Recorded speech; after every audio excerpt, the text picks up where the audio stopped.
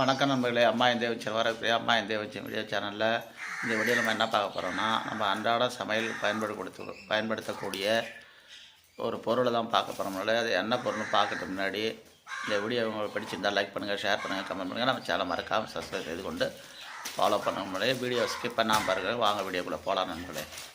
அது என்ன பொருளும் பார்க்கலாம் நண்பர்களே. வாங்க, இந்த பொருள் தான் நண்பர்களே. நம்ம குழந்தைகளுக்கு பிடித்த நம்ம தோசை ஊற்றக்கூடிய தோசைக்கல் தான் பார்க்கணும்.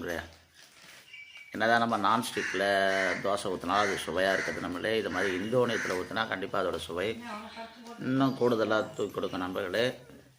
இது இந்தோனியன் தோசைக்கல் நண்பர்களே.